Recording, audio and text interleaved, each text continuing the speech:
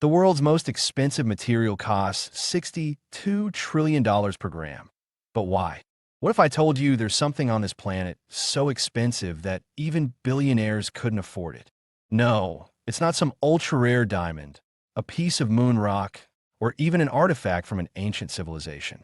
We're talking about a material so outrageously pricey that a single gram would cost more than the entire global economy. Yes, you heard that right. A mind-blowing $62 trillion for just 1 gram. That's trillion with a T. To put that into perspective, the entire GDP of the United States, roughly $27 trillion. The combined wealth of the world's top 10 richest people, about $1.4 trillion. So, even if Elon Musk, Jeff Bezos, and every oil-rich sheik on the planet pooled their fortunes together, they still wouldn't be able to buy a full gram of this stuff. So, what exactly is this mystery material? Is it a secret element hidden away in some government lab? Alien technology from a crashed UFO? The missing ingredient to make time travel possible? Well, no, it's actually something called antimatter. Yes, antimatter, just like in all those sci-fi movies where it powers spaceships, destroys planets, or somehow fuels time machines. But here's where things get interesting. And by interesting, I mean totally ridiculous.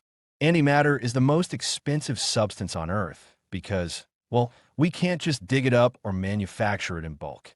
In fact, producing even the tiniest fraction of it requires billion-dollar particle accelerators, advanced physics labs, and an absurd amount of energy.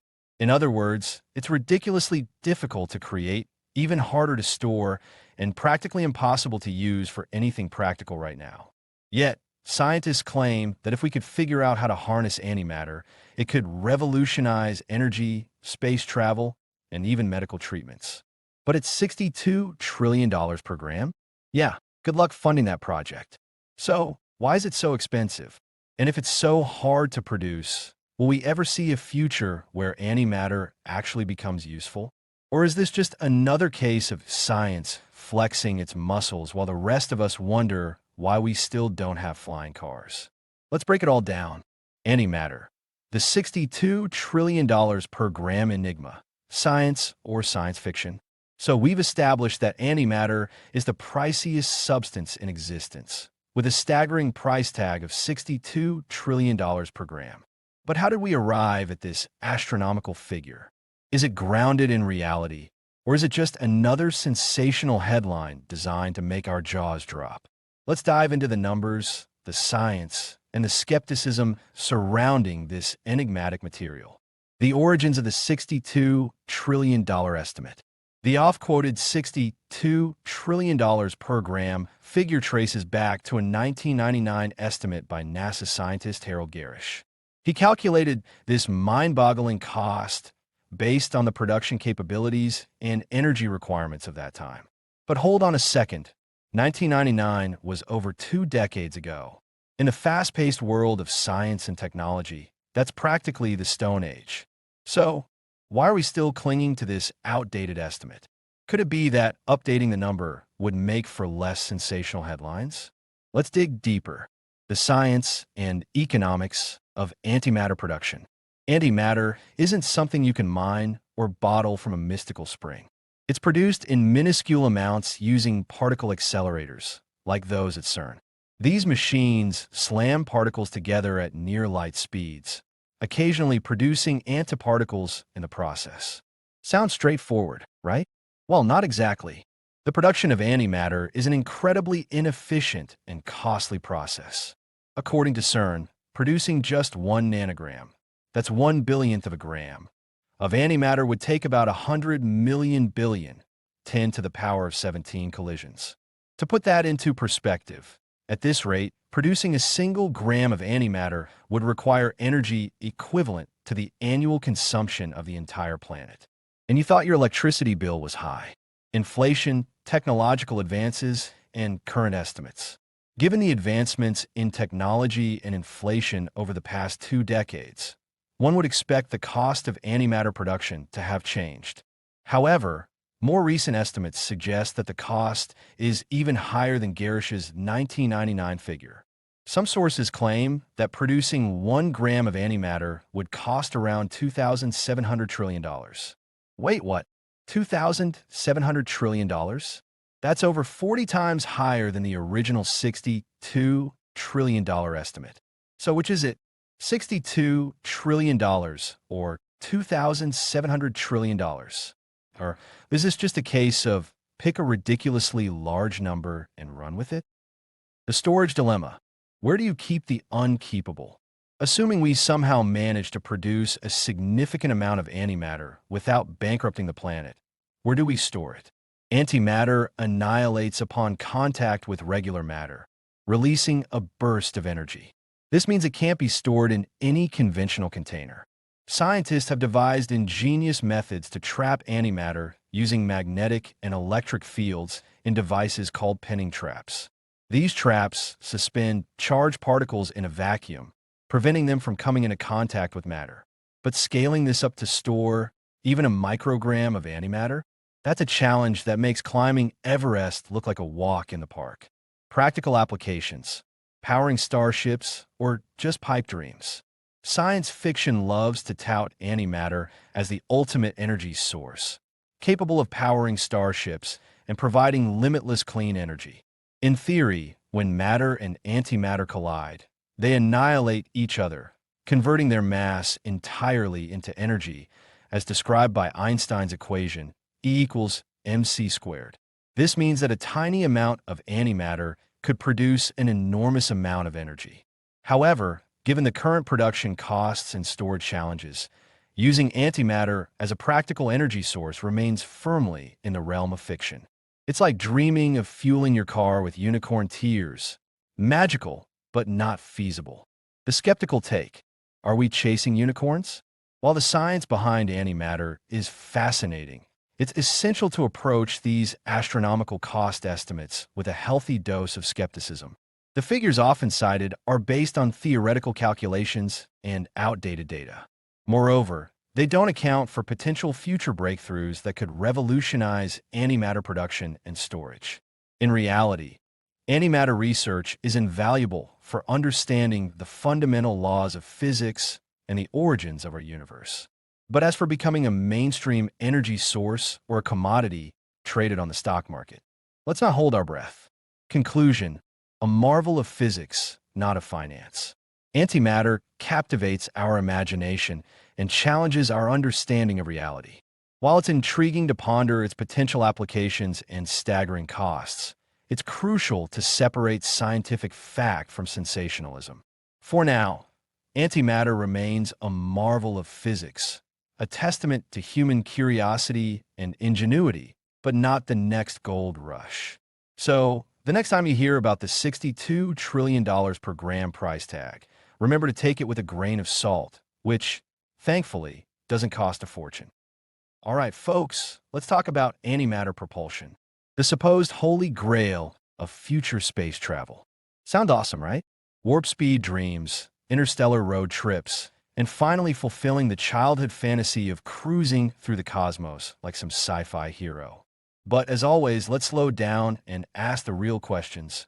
What's the catch? Because, spoiler alert, there's always a catch. So, in theory, antimatter propulsion sounds like the ultimate way to zip around space. A single gram of antimatter has the explosive energy of about 43 kilotons of TNT. That's basically a mini nuke in your pocket, except it doesn't just explode, it annihilates. Completely obliterates anything it comes into contact with by converting mass into pure energy. Fun times. But let's take a step back. Antimatter is, quite possibly, the most impractical thing humans have ever dreamed of using as a fuel source. Why? Because the universe is stingy when it comes to antimatter. We don't just have tanks of this stuff lying around.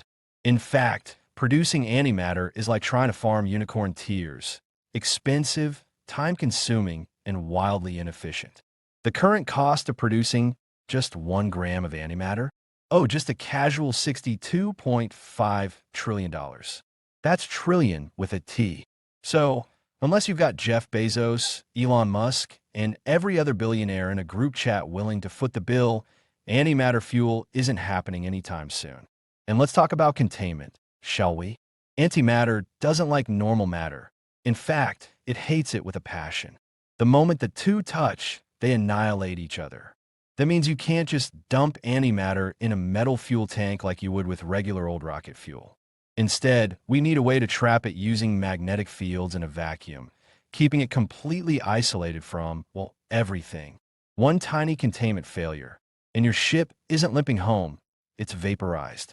But hey, let's be optimistic. Let's say we somehow mass-produce antimatter, contain it safely, and actually build a spacecraft that can use it as propulsion. What happens then? Well, now we got another little issue: radiation. You see, when antimatter and matter annihilate each other, they don't just produce energy in a friendly, manageable way. Nope, they release gamma rays, high energy, DNA melting, cancer-inducing gamma rays. So, congratulations, astronauts. You just signed up to be cooked alive in a flying microwave. We need some serious shielding to prevent that. But the problem? Shielding is heavy. And guess what? Heavy stuff isn't exactly ideal for space travel. Let's take another optimistic leap and pretend we've somehow figured all that out. The next issue? Weaponization.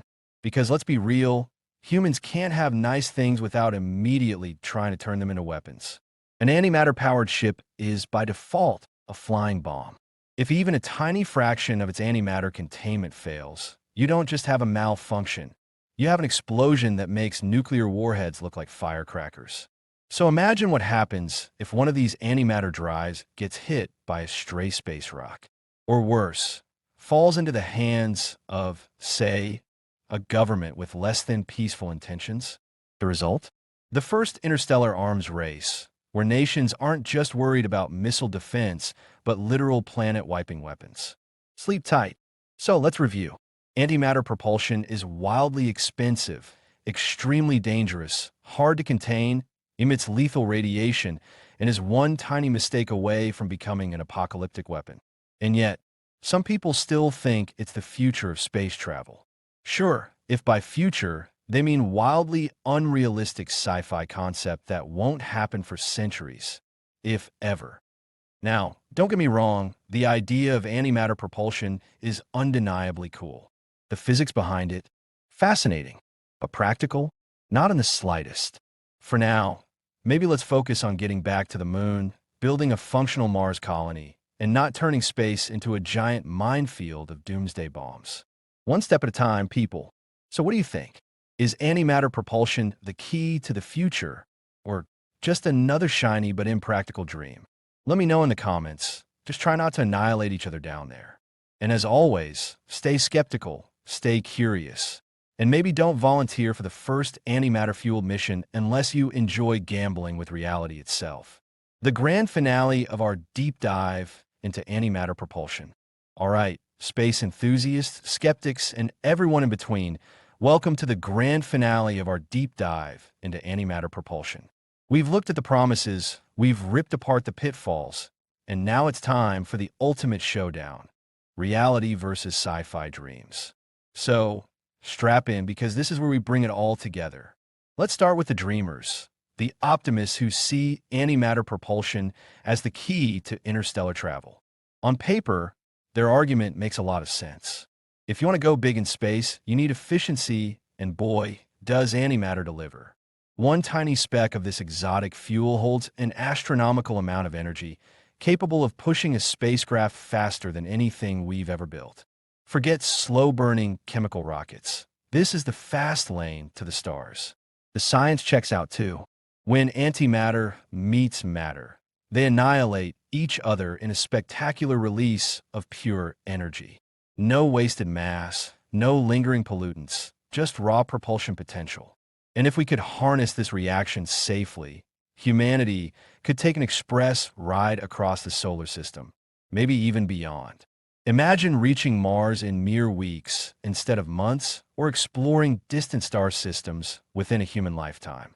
Sounds pretty incredible, right? Well, not so fast. Because on the other side of the argument, we have an avalanche of problems that makes antimatter propulsion look more like a high-stakes fantasy than a viable solution. Let's start with the elephant in the room: cost. Right now, producing even a single gram of antimatter costs around $62.5 trillion. That's not a typo. Trillion. With a T. So unless we stumble upon an alien civilization handing out free antimatter starter packs, this isn't happening anytime soon. Then we have containment. Antimatter hates, well, everything. The second it touches normal matter, it annihilates. So, how do you store something that literally destroys everything it comes into contact with? The answer? Very, very carefully. Magnetic traps, vacuum chambers, and insane levels of precision engineering might help. But the slightest failure means instant catastrophe. One power outage, one containment error, and boom! Congratulations, you just turned your spaceship into a small-scale supernova. And then there's radiation. When antimatter and matter collide, they release high-energy gamma rays, the kind that could turn astronauts into microwaved hot dogs. Shielding against that level of radiation would require heavy-duty protection, and weight is already a huge issue in space travel. Unless we develop some next-level sci-fi shielding, we're basically signing up our astronauts for deep space radiation baths. But let's say we solve all those problems, somehow. Now we have the small issue of safety and security. Because if you think nuclear weapons are bad, antimatter makes them look like firecrackers. Any spacecraft running on antimatter is essentially a flying doomsday device. Accidents? Disastrous. Sabotage?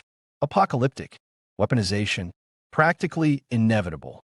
If nations start building antimatter-powered spaceships, we're not just racing to explore the stars. We're racing to create the ultimate space-age arms race. Great. So where does that leave us? Well, in a bit of a paradox. Theoretically, antimatter propulsion is an incredible, almost magical concept, an ultra-efficient energy source that could change everything we know about space travel. But practically, it's a logistical, economic, and engineering nightmare. The gap between possible and realistic has never looked wider. But here's the thing. History is full of once impossible ideas that became reality. Flying, splitting the atom, landing on the moon. None of those seemed likely in their time, yet here we are. Maybe, just maybe, with advances in physics, production methods, and energy storage, antimatter propulsion could inch its way toward feasibility in the distant future. For now, though, we've got plenty of other space travel challenges to tackle first. Let's focus on perfecting nuclear propulsion, building a sustainable moon base, and ensuring we don't self-destruct before we even get out of the solar system. One step at a time, people. So what do you think? Is antimatter propulsion humanity's golden ticket to the stars? Or just another sci-fi pipe dream? Drop your thoughts in the comments. And, as always, stay curious, stay skeptical, and maybe don't bet your life on antimatter travel just yet. Thank you in advance for subscribing. Thanks for watching.